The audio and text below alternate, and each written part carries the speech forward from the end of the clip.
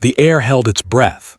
A dim corridor of memory, sealed since winter of '84, seemed to reopen beneath the hum of fluorescent dust. The investigator stood again where time had stalled, a riverbank once wrapped in frost, the city muted by cold, and a silence so complete that even footsteps felt like an intrusion. Frost-laced reeds, an abandoned police tape curl, snow turned gray with age. Something still waited here, untouched, unchanged, as if this place had been holding a name for decades, whispering it back to anyone willing to listen. Time, however, did not shout. It held stillness like a truth. Her name had been Elara Myles, 26 then, with a quiet life stitched into Denver's steady winter rhythms. A librarian's posture, soft but exact, and a face remembered more for its attentiveness than its outline. She lived alone above a cafe on Larimer Street, known for her tidy habits, notebooks filled with her looping handwriting, and a heart condition she rarely mentioned. The river had been her pause, a place she visited to read, to breathe, to think. In January of 1984, she simply did not return home. The file still smelled of paper older than memory. The investigator eased it onto the desk the way one sets down glass. Every page, every blurred Polaroid, every typed remark felt like dust turning back to presence. 31 years since the case cooled, yet the ink had not surrendered. He lifted the first photo. River frozen to a pale sheet, pale sky, pale horizon. No footprints, no marks. Her name typed at the bottom, stark in its smallness. He remembered the moment she was found. No harsh discovery, no spectacle, just a soft reveal like the ice deciding to give up what it held. A thaw had come early that year. The frozen river loosened, and beneath a curtain of melting cold, there she was, posture gentle, hands still, hair floating like a faded memory in slow-moving water. Peaceful almost. That detail had settled into official language. No disturbance, no clear sign of struggle, an event framed by winter rather than action. He eased into the old scene again now, walking the embankment as the city stirred behind him. The snow had long since vanished, reeds swept in the wind, and the water moved without any hold. His silence felt heavier than the case files he carried. Back then, he had been newer to the badge. Eager, exact, but too sure of logic and not enough of quiet details. Evidence had been interpreted like machinery. Grief had been a footnote. He knelt, gloved, brushing a hand over stones smoothed by time. What mattered was the river's body, but its edges, the place she must have stood. A single footprint had been recorded in 1984, though indistinct, softened by ice. That print had been dismissed as river walker, jogger, anyone. No reason to trace further. The river had been the focus, not the shore. He could still hear the chief. The cold answers for us, accept what it gives. But even then, he felt something withheld. Inside the station now, everything looked updated, bright, efficient. Yet in the basement records room, the air remained, as he remembered, dust sweetened by cardboard, aged ink, wooden drawers that resisted even simple movement. He unlocked the Myles archive. The latch clicked like a whisper clearing its throat. A thin envelope, once sealed, lay inside, marked personal items. He slid it open. A single photograph, Elara at the cafe counter, not posing, simply caught mid-smile, and a folded sheet of paper on library stationery, ink neat, small. A list of book titles, dates beside them, all returned early. The final title was underlined, River's Quiet Path. He paused, not because of the title itself, but because of the dates, all precise, all consecutive, then a sudden break 3 days before she vanished. A librarian who returned everything on time had stopped mid-cycle. No late fees recorded. No address change. Just absence in a pattern built on order. He sat with that. Patterns are louder than events. He had forgotten that lesson for a long stretch of his career. A recorded witness statement waited in the second folder. He played it. The tape crackled, voice hesitant. She liked still moments. She didn't rush. Always by the river with her books, it was her space more than her home. The witness paused in the recording, as if remembering something withheld. She said the river listened better than people. I didn't understand that. Paper shuffled, the sound somehow heavier than the words. She wasn't afraid of anything, just thinking, always thinking.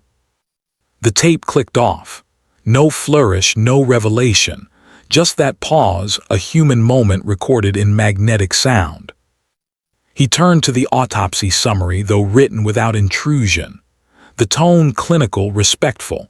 No marks of distress, lungs showing water presence consistent with a fall after ice break, no signs of resistance.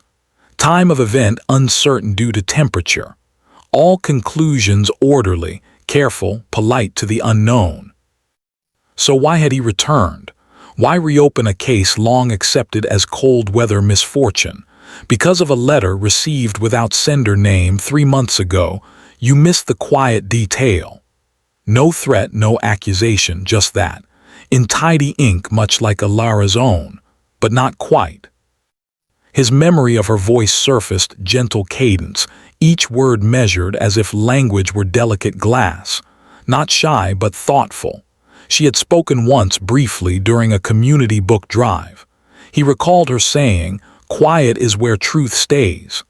At the time, he took it as poetic distance. Now it felt like a message misfiled. Back to the riverbank. He stood near the bend where she had been last seen reading.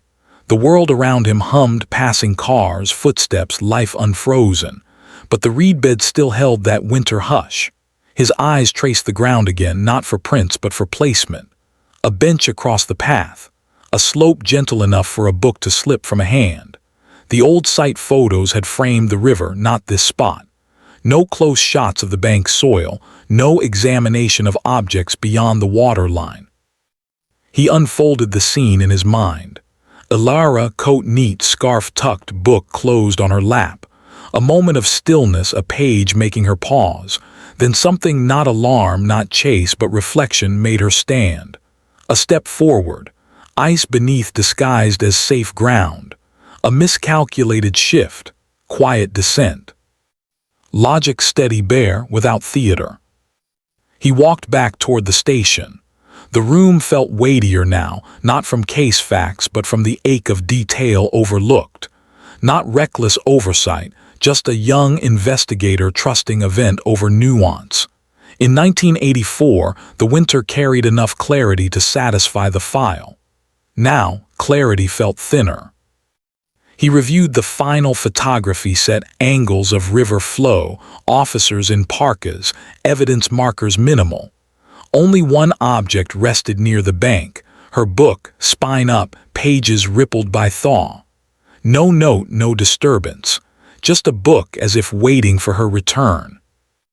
Except one photo he had forgotten, a close shot of its inside cover. Faint pencil markings, nearly erased, a habit of hers before committing notes into her journals. The handwriting, though soft, readable with patience. He zoomed in, 4 words, not a farewell, a pause. The room fell silent, as if the heating system itself understood restraint. This did not shift the cause, it sharpened the moment. She had not walked toward ending but toward thought, not escape but quiet. The river had simply been the wrong container for her stillness.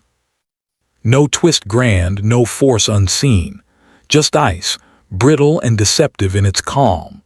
A life shaped by order undone by nature's soft collapse. He closed the file slowly. The presence of justice here was procedural, complete. Yet something human resisted closure, not grief, not regret, but a recognition of how thin the line is between pause and vanish. He returned the photograph to its envelope. Elara's half-smile lingered, untouched by the logic that resolved her case. Justice, he realized, is a system. Memory is something else.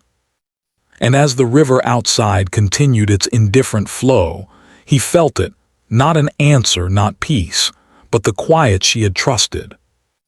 The river at dusk carried no echo of that old winter, only the steady motion of water intent on forgetting. Yet memory does not move the way rivers do. It lingers, collecting in corners a paper fibers, tape hiss, names typed on brittle forms. The investigator paused outside the records room, letting the silence reassert itself. 31 years and Elara Myles remained not a mystery, but a stillness misinterpreted. He switched on the tape again, not for sound but for presence. That witness voice, halting, unsure, barely held anything actionable. It was the hesitation that mattered, the quiet before each phrase, as if the speaker had been measuring what deserved to be spoken. He replayed the pause. It was longer than necessary, untouched by panic or concealment, simply human uncertainty. He noted it, not with suspicion, but with an understanding he did not have in 1984. Elara's personal effects file remained open on the desk. A small silver key, apartment tag still attached, lay in an evidence pouch. He held it, gloved, though he knew fingerprints long gone. Its weight felt disproportionate, a whole life's access reduced to a gram of metal. He imagined her locking the door of her upstairs space, tidy, quiet, books stacked in geometric calm, unaware that her ritual of place would soon dissolve into ice. He returned to the apartment building. It had been renovated, modern glass replacing old brick, brighter signage, more noise. But the staircase remained. A narrow climb, careful turns, railing polished by decades of hands. The landlord, not the same from '84, allowed access to the old unit.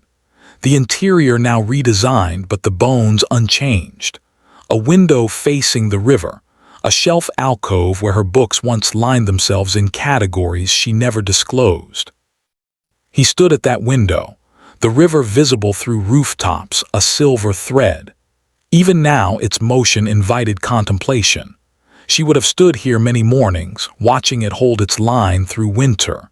The investigator breathed in dust and fresh paint, a layered scent of past and present. The apartment was no longer hers, yet the view remained loyal.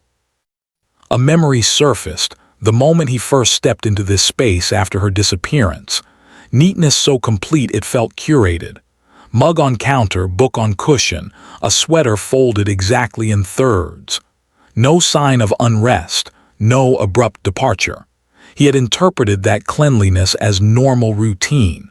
Today, it seemed like a portrait of a person who trusted quietness too much. On the sill, he traced a faint scratch in the paint, likely from furniture moved years later.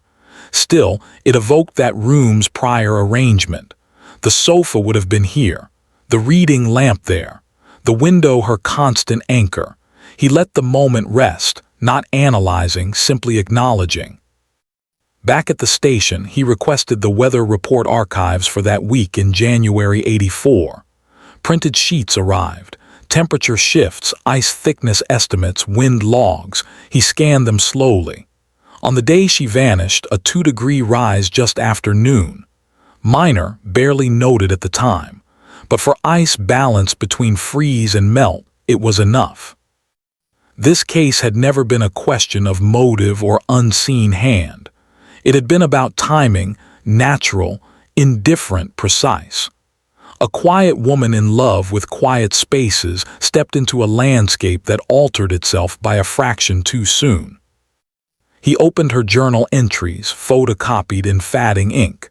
Not emotional, not confessional. Observations mostly.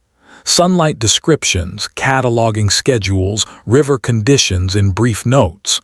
On the final page, dated one day before she vanished. Ice looks solid, though movement underneath is audible. Beautiful but uncertain. No alarm, no dread. Just an accurate record of environment. She saw the risk with clarity, but she framed it as beauty first. He closed the journal, the weight of that sentence soft but enduring. He visited the archivist who handled the case originally. The man older now, voice low, eyes thoughtful.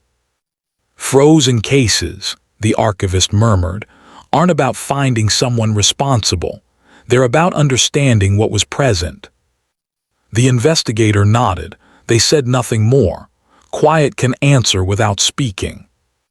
By late afternoon, he returned to the river. The light softened, water carrying color rather than ice. He walked the bank, not searching, simply aligning the memory of her final moment with the landscape before him. No markers remained. Nature had returned to itself. The reeds whispered, wind low, current steady. He sat on the bench across from the spot where she once read. He played the recorder, not for evidence, but for sound. A gentle rush of water replaced the old static in his head. A passerby glanced. Cold evening, they said casually. He nodded. Words need not elaborate. He pictured her there, not the recovered form, but the living moment. Scarf tucked, gloves off to turn pages, gaze on the horizon rather than the text. People came to rivers to empty their thoughts. She came to fill hers.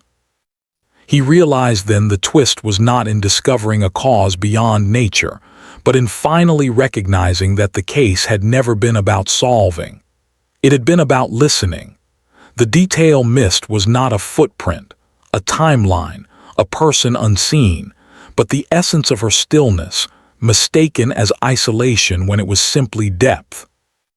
He reopened the envelope with her photograph.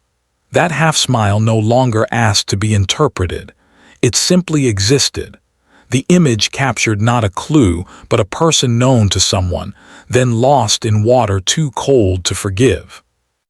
The investigator returned to the station, wrote his addendum with deliberate, measured strokes. No dramatic reveal, no new suspect, no concealed pattern, only clarity. Case review indicates environmental cause consistent with documented conditions. Final assessment reflects not oversight, but time granting fuller context. Subject valued quiet spaces and encountered natural shift beyond her anticipation. No further action warranted. He signed it, the pen's final dot anchoring the page. In the empty hallway he lingered. A lifetime of cases, many resolved, some shelved, and a few like this, complete yet not settled. Justice procedural, memory personal, the human element unsuited for closure stamps. He stepped outside. Evening deepened, river unseen but near, holding no echo of her, yet carrying everything she once trusted. A pause, not farewell. The city lights awakened, windows reflecting on pavement like scattered constellations. He stood still, the weight of the file gone, but a quiet presence remaining, not sorrow, not failure, just understanding. The river flowed, he listened. The light outside dimmed to a charcoal quiet by the time he reached the end of the corridor. Most desks had emptied, computers asleep, chairs tucked in with small precision. The station at night was its own landscape, stripped of urgency, stripped of chatter, the pure hum of electricity and distant traffic folding into a muted drone. He paused, coat in hand, the case file sealed, not by answers but by a kind of gentler comprehension. He had not realized how much of the old winter he'd been carrying. Not grief, not guilt, just something suspended, like a breath not fully released. Cases involving absence rather than intent tend to settle that way. Memory continues long after paperwork ends. The city's evening air felt cleaner than the archive dust, though both held their truth. He walked without haste. Denver's skyline reflected across windows of shut storefronts, broken only by the rhythm of passing headlights. The river was not visible from this stretch, yet he sensed it, persistent, steady, without memory of thaw or of her. He found himself at the cafe now modernized, the one above which Elara had once lived. A livelier space than before, polished wood, late-night patrons, warm lights diffused across glass. Her old window, third from the corner, upper floor, still faced the same street, just no longer carrying her silhouette.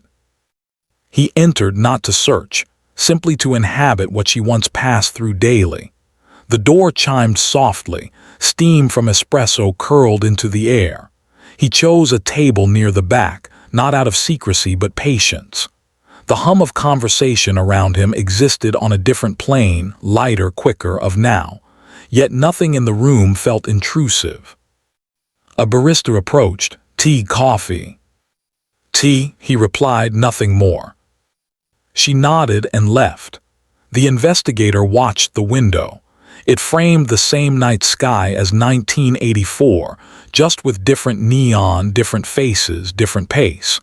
The tea arrived with no words. He wrapped his hands around the warmth, grateful but not seeking comfort. He opened the notebook he carried, blank pages waiting, not for report language that he had completed, but for reflection. He wrote only a single line before pausing. "Stillness is not absence." He let the ink dry. The sentence required no elaboration, no attached logic. It simply existed, much like her presence in that winter. Memory drifted back to the moment she had been lifted from the river. No crowd, no panic, no loud conclusion. Just officers moving with quiet efficiency, ice fragments shifting at the edges, breath visible in soft white puffs. Her expression then had not been marked by alarm.